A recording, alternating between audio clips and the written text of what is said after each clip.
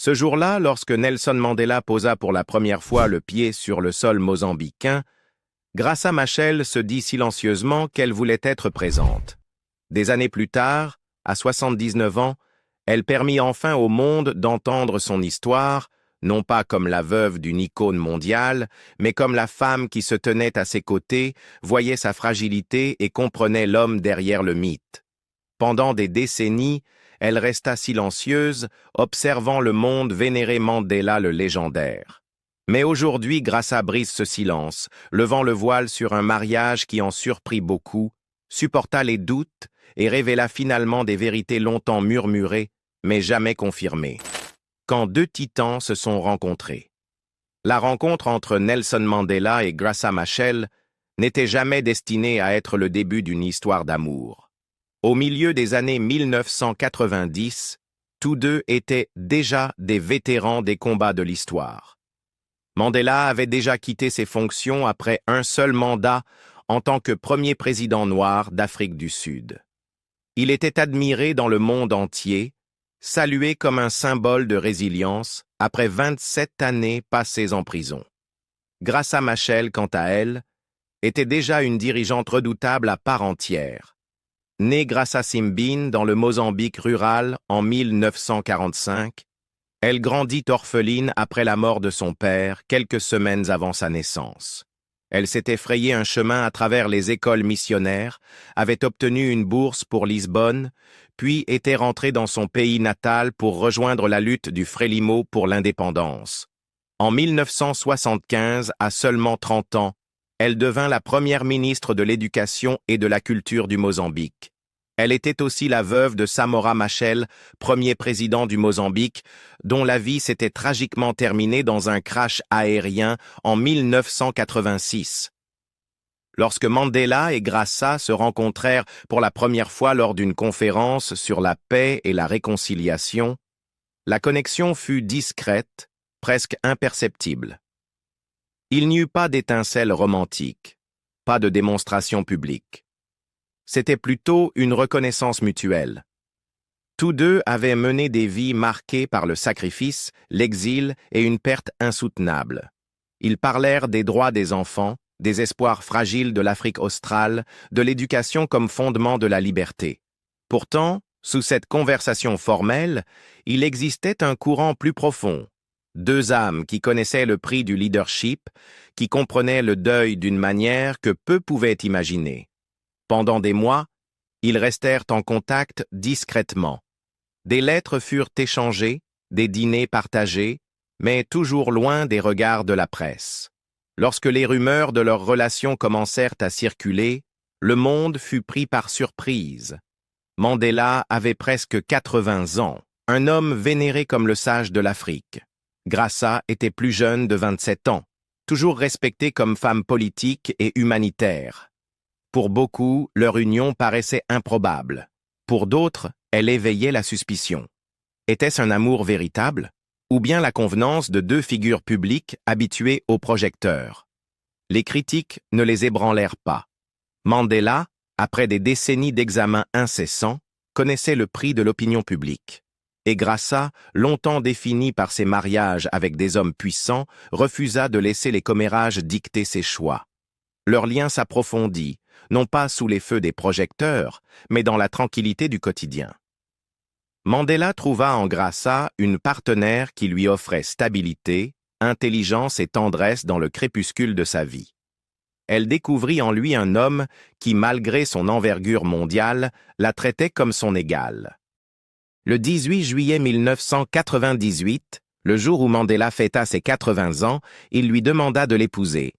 Leur mariage fut petit, privé, entouré de leur famille et de proches amis. Le monde extérieur explosa en frénésie médiatique, mais à ce moment-là, leur fondation était déjà inébranlable. Ce que les caméras ne captèrent pas, c'était la simplicité entre eux, les éclats de rire nés de l'humour malicieux de Mandela et l'acceptation que la différence d'âge, le statut ou les spéculations ne pouvaient en briser. Comme Graça le dira plus tard, leur amour n'était pas construit sur l'illusion ou la dépendance, mais sur le rare cadeau du respect mutuel. À une étape de la vie, où tous deux comprenaient la véritable valeur de la compagnie. L'homme derrière le mythe. Au moment où Graça Machel devint l'épouse de Nelson Mandela en 1998, le monde avait depuis longtemps cessé de le voir comme un homme ordinaire. Pour beaucoup, il était intouchable, lauréat du prix Nobel de la paix, père d'une Afrique du Sud libre, symbole dont la simple présence apaisait les nations. Pourtant, Graça découvrit quelque chose de bien différent une fois les discours terminés, une fois les caméras éteintes, une fois les portes fermées la nuit. À la maison, Mandela n'était pas le mythe. Il était l'homme qui la taquinait sur sa cuisine, qui laissait ses chaussettes éparpillées dans la chambre, qui insistait pour lire les nouvelles à voix haute chaque matin, même lorsque sa vue faiblissait. Il était parfois têtu, refusant d'utiliser les appareils auditifs prescrits par les médecins. Il les repoussait d'un geste, affirmant qu'il allait bien, et Graça riait doucement avant de l'inciter à les remettre. Dans ces instants, elle comprit vite que sa discipline légendaire ne s'appliquait pas toujours aux petits détails du quotidien. Il portait avec lui les cicatrices de la prison, visibles et invisibles. Graça se souvenait que parfois, la nuit, le sommeil le fuyait. Les souvenirs des camarades morts derrière les barreaux, des éclairs de violence, le poids des choix faits en tant que leader revenaient silencieusement. Il n'avait jamais regretté de n'avoir effectué qu'un seul mandat comme président, mais il se demandait à voix haute s'il avait eu le temps de réparer suffisamment ce qui était brisé. C'était une facette de Mandela que peu avaient vue. Un homme qui doutait encore, qui luttait encore avec le prix de ses décisions. Et pourtant, il avait aussi un humour juvénile qui adoucissait ses nuits lourdes. Graça décrivait souvent son rire, le vrai. Pas le profond éclat préparé pour les visites d'État, mais le rire un peu bête qu'il réservait à la maison. Il lançait de petites blagues, la taquinait, et trouvait de l'amusement dans les choses les plus ordinaires. Pour un homme que le monde voyait comme du granit, Graça le connaissait comme joueur, doux, parfois même fragile. Leur vie privée ensemble n'était pas faite d'illusions ou de grandeur. Elle était marquée par de longues conversations dans le jardin, des repas partagés et une complicité tranquille. Ils voyageaient souvent ensemble, assistant côte à côte à des conférences, mais Graça veillait toujours à garder son nom et son identité intacts. « Je n'étais pas seulement sa femme », affirma-t-elle un jour avec fermeté. « J'étais moi-même avant lui et je suis restée moi-même avec lui. » Quand la santé de Mandela commença à décliner, Graça devint non seulement sa compagne, mais aussi son aidante. Lors de la cérémonie de clôture de la Coupe du Monde 2010 à Johannesburg, des millions de personnes la virent soutenir doucement son bras, stabilisant cette silhouette autrefois indomptable. En privé, elle avoua que voir sa force s'éteindre fut l'une des épreuves les plus dures de sa vie. Cet esprit, cette étincelle, vous voyez qu'elle disparaît, confia-t-elle à une chaîne sud-africaine en 2009. Elle comprenait que cela faisait partie de la vie, mais cela la faisait souffrir profondément. Une femme qui s'est tenue debout par elle-même. Bien avant que son nom ne soit lié à celui de Nelson Mandela, Graça Machel s'était déjà taillé une place dans l'histoire. Née dans le Mozambique rural en 1945, elle entra dans le monde dans des circonstances tragiques. Son père était mort seulement 17 jours avant sa naissance. La plus jeune de 6 enfants, elle grandit avec une conscience aiguë des inégalités, élevée dans une mission catholique et confrontée aux limites imposées aux filles dans l'Afrique coloniale. Pourtant, dès son plus jeune âge, elle refusa d'accepter ces barrières. Graça obtint une bourse pour étudier à Lisbonne, au Portugal, une opportunité rare pour une femme noire à l'époque. Là, elle s'immergea dans les langues, l'allemand, le portugais, le français, l'espagnol, l'italien et son Xitsonga natal, et devint politiquement active dans des groupes étudiants de résistance. Ces années à l'étranger la radicalisèrent. Elle vit de près l'arrogance du pouvoir colonial et rentra chez elle déterminée à contribuer à son démantèlement. En 1973, elle rejoignit le Frelimo, le mouvement de libération du Mozambique, et travailla comme institutrice, tandis que la lutte pour l'indépendance faisait rage. Lorsque le Mozambique obtint enfin son indépendance en 1975, Graça fut nommée ministre de l'Éducation et de la Culture à seulement 30 ans, devenant ainsi la première femme de l'Afrique indépendante à occuper un tel poste. Elle releva un défi immense. À l'époque, moins de la moitié des enfants d'âge scolaire étaient inscrits dans l'enseignement primaire ou secondaire. En quelques années à peine, sous sa direction, le taux de scolarisation explosa. Plus de 90% des garçons et 75% des filles fréquentèrent l'école. Elle lança des campagnes d'alphabétisation, ouvrit l'accès aux zones rurales et fit progresser l'éducation des filles, transformant presque du jour au lendemain la vision du Mozambique sur l'éducation. Son premier mariage, avec Samora Machel, premier président du Mozambique, fut autant une union d'idéaux qu'une union de cœur. Ensemble, ils rêvaient de remodeler un pays tout juste libéré de la domination coloniale. Mais la tragédie frappa en 1986, lorsque Samora mourut dans un crash aérien près de la frontière sud-africaine. Devenue veuve avec 2 jeunes enfants, Graça aurait pu aisément se retirer de la vie publique. Au lieu de cela, elle élargit son action à la scène internationale. Dans les années qui suivirent, elle devint une avocate mondiale de premier plan pour les enfants et les réfugiés. Son rapport révolutionnaire de 1996 pour les Nations Unies sur l'impact des conflits armés sur les enfants fut le premier du genre, attirant l'attention mondiale sur les victimes oubliées de la guerre. Elle reçut des distinctions internationales, le Africa Prize en 1992 pour ses contributions à l'éradication de la faim, la médaille Nansen en 1995 de l'ONU pour son travail humanitaire et une reconnaissance de la reine Élisabeth II en 1997 lorsqu'elle fut nommée Dame Commander of the Order of the British Empire. Son leadership s'étendit à l'éducation et aux politiques dans le monde entier. De 1999 à 2019, elle fut chancelière de l'Université du Cap, devint ensuite présidente de la SOAS, Université de Londres en 2012 et chancelière de l'Université africaine du leadership en 2016. Elle cofonda The Elders avec Mandela et Desmond Tutu en 2007, s'attaquant aux crises mondiales, du Moyen-Orient au mariage des enfants. Aujourd'hui encore, elle demeure l'une des voix les plus influentes pour les droits des femmes, la santé maternelle et l'autonomisation des jeunes en Afrique. Graça a souvent été claire sur un point. Elle ne se définit pas par les hommes qu'elle a épousés. « J'ai aimé de grands hommes », dit-elle un jour, « mais je ne deviens pas grande en les aimant. J'ai ma propre histoire. » Pour elle, Mandela n'était pas une couronne à porter, mais un compagnon de route. Son indépendance ne s'est jamais effacée dans le mariage. Elle continua à diriger des fondations, à présider des comités internationaux et à construire des réseaux pour les femmes entrepreneurs africaines. Elle n'interrompit pas ses projets pour devenir l'épouse de Mandela. Elle resta Graça Machel, dirigeante, éducatrice, militante et voix des sans-voix. Le long adieu. Au fil des années 2000, la santé de Nelson Mandela commença à décliner. Pour un homme qui avait enduré des décennies de travaux forcés en prison, le poids physique de l'âge était inévitable.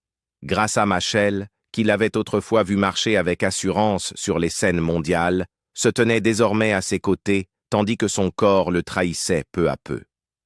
Elle se souvenait de l'étincelle dans ses yeux qui commençait à s'éteindre, de cette voix autrefois puissante qui s'affaiblissait. En 2009, elle confia à une chaîne sud-africaine avec une douleur contenue. Cet esprit, cette étincelle, vous voyez qu'elle disparaît. Vous comprenez que cela doit arriver, mais cela fait encore mal. La réalité privée était plus dure que ce que le public pouvait imaginer. Mandela, autrefois défini par sa résilience, s'irritait de sa propre fragilité. Il résistait à l'aide, insistait pour marcher sans assistance et écartait les inquiétudes des médecins. Graça, patiente plus ferme, devait souvent équilibrer sa fierté et son bien-être. Aux yeux du monde, il restait le vieux sage souriant. Derrière les portes closes, il était un mari vieillissant, qui oubliait parfois des noms, égarait des objets et avait besoin d'être rassuré. Lorsque la Coupe du monde de la FIFA arriva en Afrique du Sud en 2010, Mandela était déjà affaibli. Des millions de spectateurs dans le monde entier virent la cérémonie de clôture où Graça soutenait délicatement son bras, le guidant doucement à travers ce moment. Pour elle, ce n'était pas un geste symbolique, mais un acte d'amour pratique. Elle était désormais son ancre, le maintenant stable à mesure que ses pas ralentissaient. Puis vint le 5 décembre 2013. Mandela mourut à l'âge de 95 ans, officiellement d'une pneumonie, à son domicile de Johannesburg. Le monde entier entra en deuil. Des chefs d'État affluèrent de tous les coins du globe. Les convois de sécurité envahirent les rues et une cérémonie commémorative eut lieu, devenant l'un des plus grands rassemblements de dirigeants de l'histoire moderne. Barack Obama prononça un éloge émouvant. Des chants furent entonnés, des discours prononcés, et l'homme connu sous le nom de Madiba fut célébré davantage comme un mythe que comme un mortel. Mais pour Graça, le spectacle semblait étrangement creux. Elle se tenait auprès du cercueil dans un silence digne, observant des dirigeants qui avaient à peine connu son mari rivaliser pour le louer avec éloquence. Pour elle, Mandela n'était pas seulement la figure de la réconciliation sanctifiée devant les caméras. Il était l'homme qui embrassait son front avant de se coucher, qui plaisantait maladroitement à table, qui griffonnait des mots affectueux d'une écriture soignée. Le chagrin qu'elle portait ne pouvait être capturé par un théâtre politique. Après les funérailles, elle se retira de la vie publique. Pendant des années, Graça avait été la compagne et l'aidante de Mandela, mais dans l'imaginaire mondial, elle fut réduite au rôle de personnage secondaire, la veuve digne dans l'ombre du géant. Elle avait besoin de silence, non seulement pour faire son deuil, mais aussi pour retrouver son équilibre.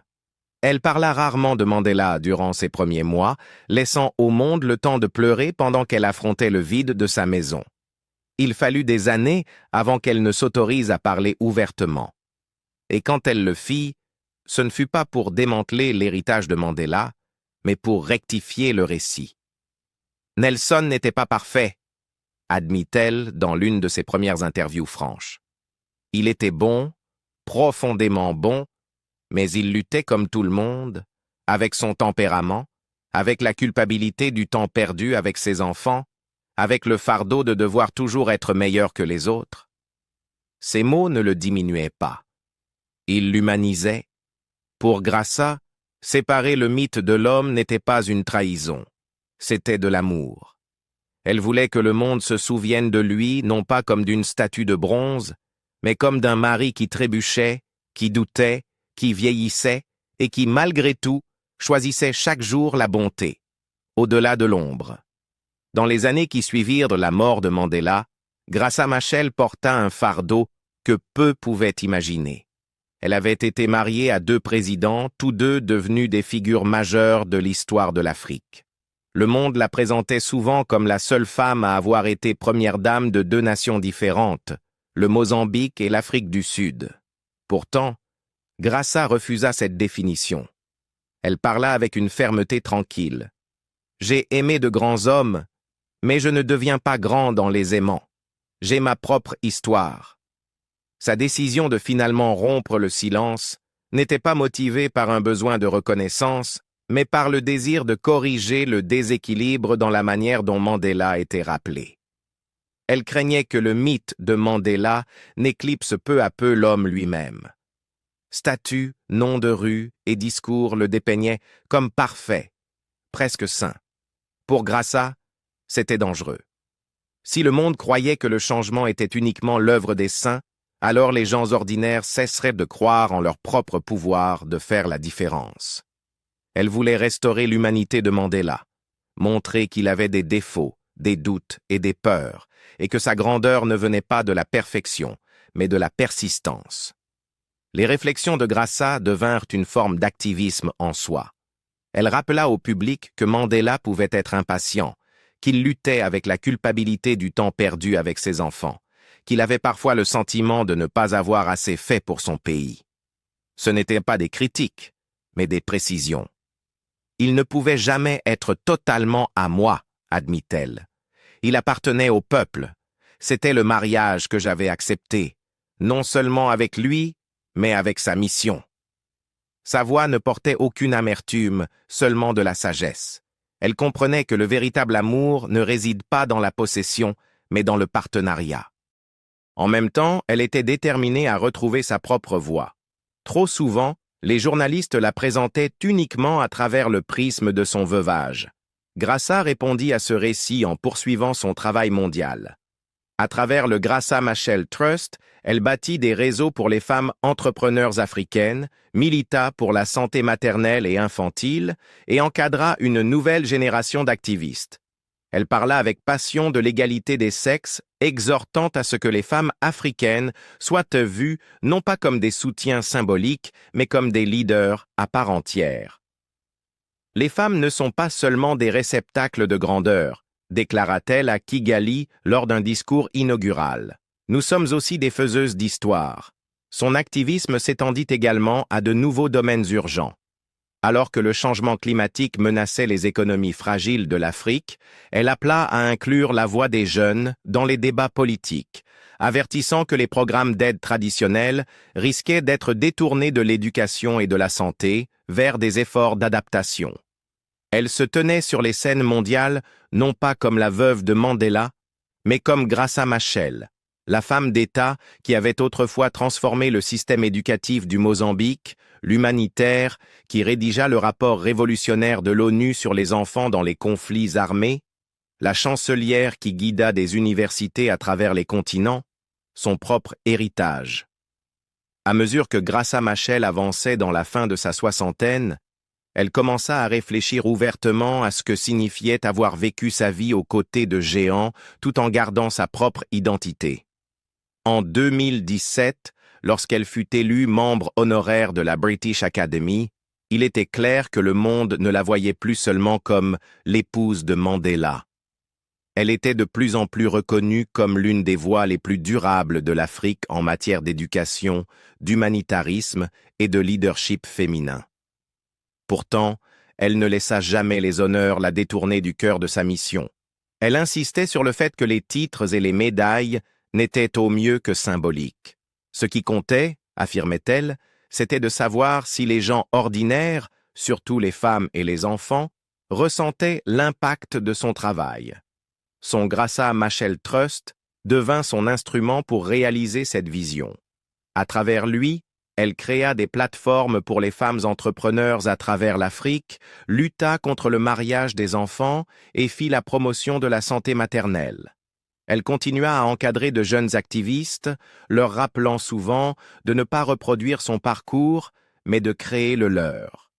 Elle exhortait les femmes à s'affirmer comme leaders et non comme personnages secondaires dans l'histoire de quelqu'un d'autre. « Trouvez votre propre voie », leur disait-elle. « Ne vivez pas dans l'ombre de quelqu'un d'autre. » Son travail ne s'arrêta pas à l'égalité des sexes. Avant la COP27, elle parla avec franchise de la politique climatique, avertissant que la jeunesse africaine était mise à l'écart des débats cruciaux. Elle craignait que l'aide au développement ne soit dépouillée de l'éducation et entièrement détournée vers l'adaptation. Pour Graça, c'était inacceptable. À ses yeux, investir dans les jeunes, par l'école, la santé et les opportunités, constituait en soi une forme de résilience climatique.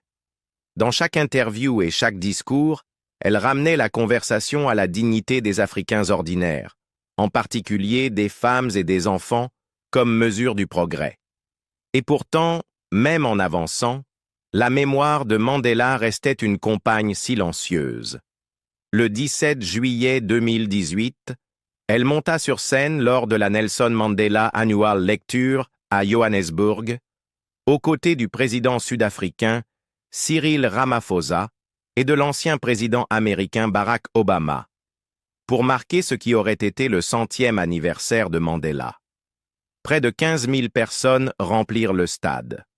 Tandis qu'Obama parlait de la capacité de Mandela à infléchir l'arc de l'histoire, Graça écoutait avec une compréhension intime que peu pouvaient égaler. Elle seule avait vu le mari derrière le héros, l'homme qui se fatiguait le soir, qui avait encore besoin d'amour et de rire autant que de respect. Ses réflexions aujourd'hui sont lucides, sans romantisme, mais profondément porteuses d'espoir. Elle insiste sur le fait que la grandeur n'est pas l'apanage des statues ou des saints. L'héritage de Mandela, affirme-t-elle, prouve que même des personnes imparfaites et fragiles peuvent choisir le courage encore et encore. Et sa propre vie, traversée par les révolutions, les ministères, les tragédies et l'amour, prouve que les femmes peuvent porter l'histoire sans être définies par les hommes qu'elles ont aimés. Lorsqu'on lui demanda récemment ce qu'elle espérait que l'on retiendrait d'elle, Graça fit une pause avant de répondre « Que j'ai vécu pleinement, que j'ai donné le meilleur de moi-même, que j'étais plus que l'épouse de quelqu'un, j'étais l'avocate de quelqu'un, l'enseignante de quelqu'un, le miroir de quelqu'un. » C'est un héritage lié à celui de Mandela, mais qui ne s'y réduit pas. Elle l'honore en l'humanisant, et elle s'honore elle-même en refusant de disparaître dans son ombre. L'histoire se souvient de Nelson Mandela comme d'une légende, mais grâce à Graça Machel, nous nous rappelons qu'il fut aussi un mari, un père et un homme qui lutta comme n'importe qui. Pensez-vous que voir nos héros comme des êtres humains les rend plus inspirants, ou moins? Partagez vos réflexions ci-dessous et n'oubliez pas de liker, de vous abonner et de nous retrouver dans la prochaine histoire.